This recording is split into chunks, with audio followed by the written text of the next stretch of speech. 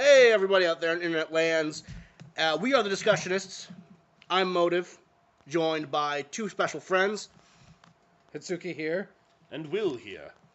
And today we're going to be talking about About keeping the fucking phone even. Yes, about not dropping the phone. Good God. Okay, here we go. We're going to be talking about Dragons of fucking Tarkir. Because what the fuck? Dragons! Dragons! So, let's just get some basic info out of the way. It's called Dragons of Tarkir. It's Well, on. will there be dragons, Mike? I think there will be. Are you sure? At least two. At least two. At least two. I'd say that's a safe assumption. Yeah, it's a safe assumption. I don't like to, go out on a limb and all that shit. Yep. So, pre-release is going to be March 21st and the 22nd. Mm-hmm. So, get out to your local card shops and fucking do that shit, because it's going to be fucking awesome. Yep. Release is going to be on March 27th. So, end of the month. Holy shit. That didn't give us very much time between this and Fate Reforged, so hopefully you have some money left in your wallets to go out and buy and satiate your cardboard crack addiction. So that'll be a Friday, right? Probably. Most likely. Game day, for all you people who are interested in the game days, is going to be April 18th. So that's going to be a tournament at your local card shop, and there's going to be cool promos to be released, and yeah, holy shit. If I keep saying holy shit, it's because I'm just fucking excited as balls. So, I have a little prompt here, and number 2 on our little thing is, oh my god, dragons! Yes. Because, yes, dragons. Your argument is invalid because dragons. We need to have a dragon counter on how many times we say dragons during this. It's going to be too damn high. The number of dragons is too damn high. But just enough. Because there can never be enough. There can never be enough. There are 5 Elder Dragons in this. We haven't seen Elder Dragons since EDH became a thing. Since the Bolas. Since the Bolas. And the, what was it, Chromium and... Chromium Ruel, Arcades Saboth, Vivectus Asmati, and Palladia Moors. Thank you, Resonant Magic Nerd. So we've got the 5 dragons that you saw in Fate Reforged. They were just legendary creatures who were, revered and feared by the Khans. Yeah, they were still powerful. Still very powerful. And now they're 1,000 years older. Which gives them their elder status. They get 10% off on Tuesdays when they go to the local pizzeria. And they are now the leaders of these clans. There's no Khans anymore. They all got either... The clans themselves have changed, too. They're now just the 2 colors of right. the Dragon Lords. They still have some of the mechanics and stuff of their alternate timeline selves, but all new, though. And some people got demotions. Yeah, some more than others. Zergo, I feel so bad for you, but not really, because you're an ass. Yeah, Zergo Bell Smasher. Yeah. Now he's kind of like just the guy that rings bell for dinner time, Literally, he's the one that rings the bell to summon the clans together to fight. Yeah. Wow. I'm sorry, bro. I bet Sarkhan came back and saw Zergo and was like, I am so happy right now. Right? Oh yeah, that's just the cherry on top. He was already jizzing himself that dragons were everywhere again, and then he sees his old Khan, who's just now a fucking lowly bell ringer. The guy who once tried to kill him, and he's like, yeah. He comes back. I could not be happier. There are dragons. Hi, Zergo. I guess I was wrong. I'm happier now. And I mean, it shows who the real badasses are, I think, in that multiverse, because, we saw Surak, who before was punching bears in the face. Yep. Like it was nothing.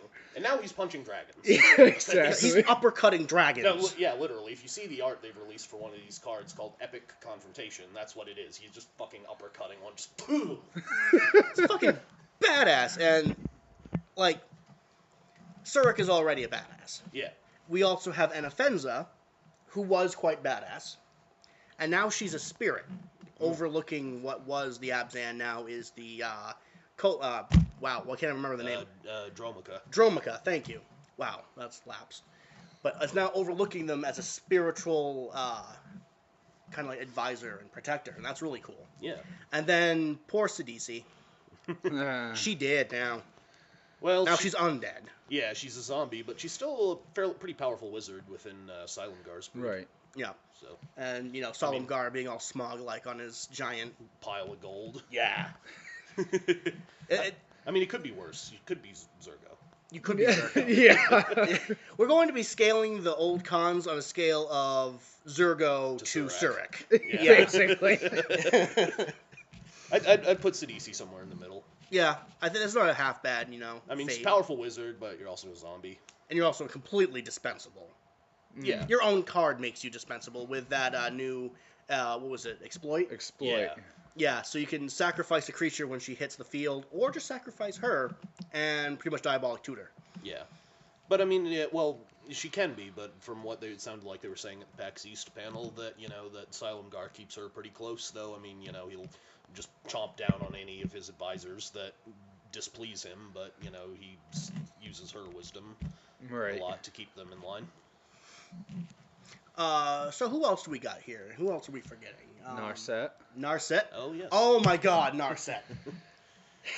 Now, I think we should do... AKA Avatar Korra Planeswalker Edition. Yes.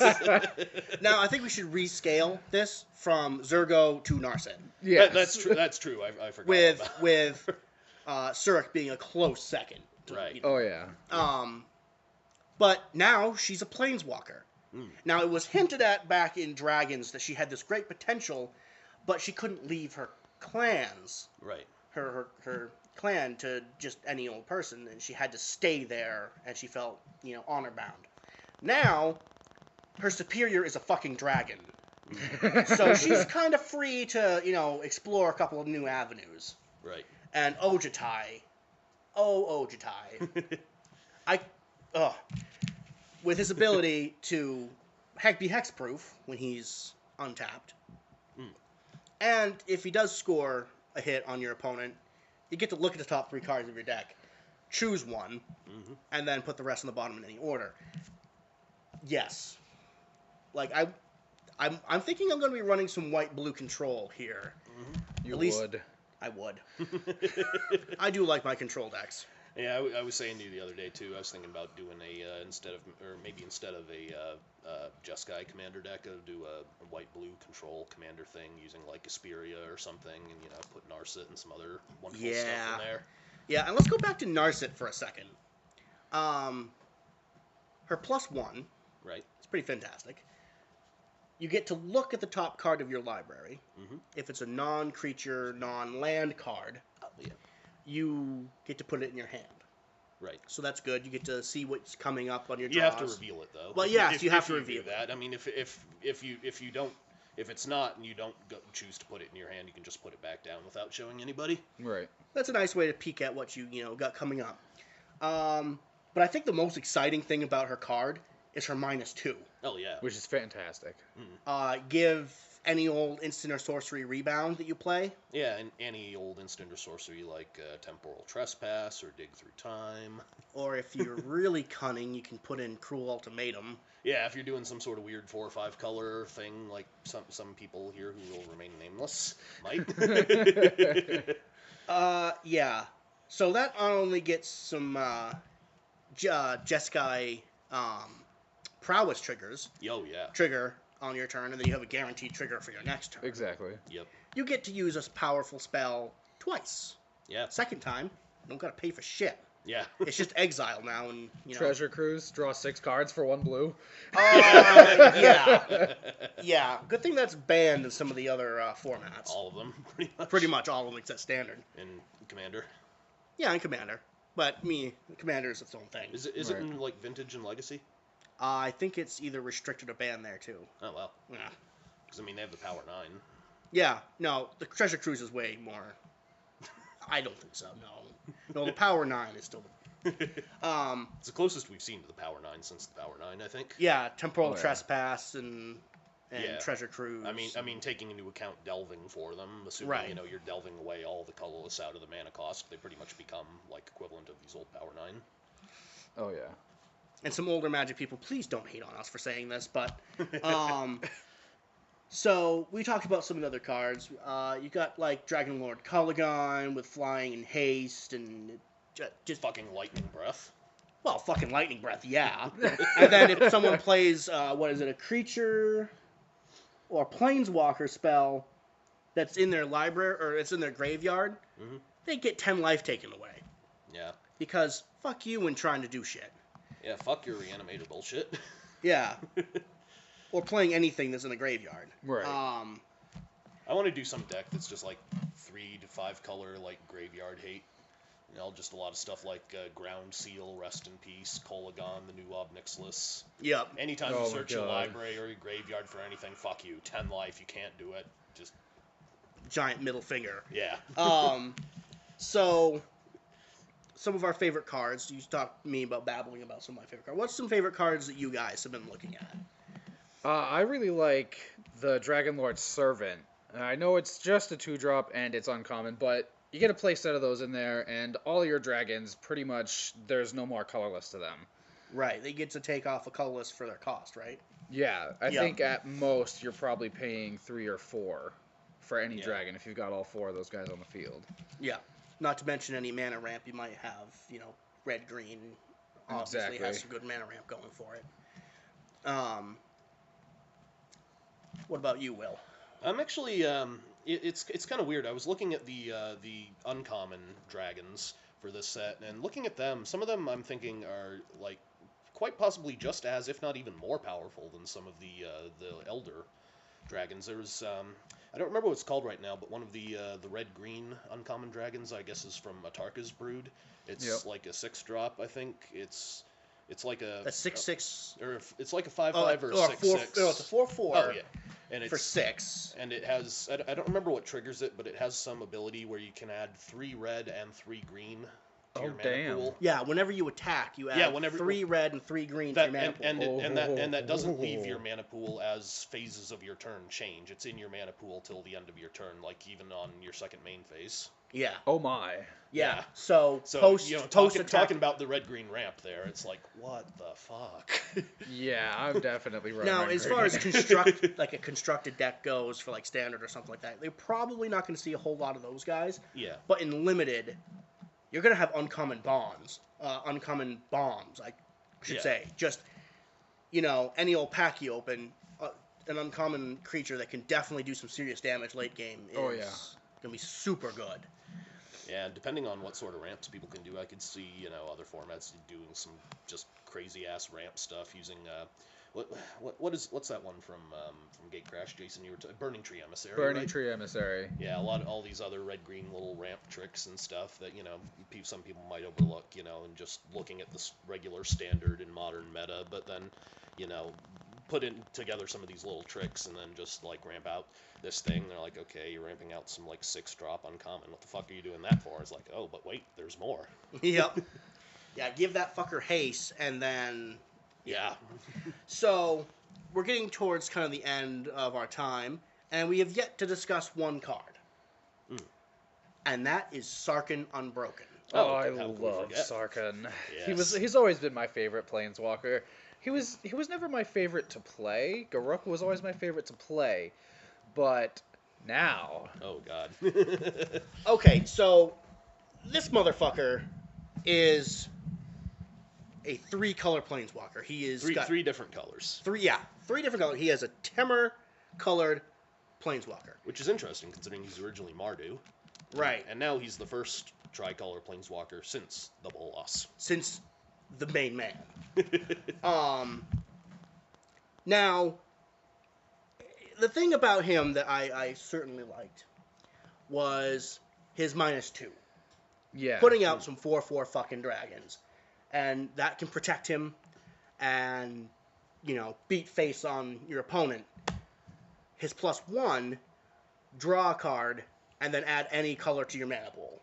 which Yeah, is one. just fantastic. Yeah, which, I mean, you know, that alone, if you do that the turn you play him, that, you know, that can negate one of his possible multicolored things there to make it a little bit easier to cast.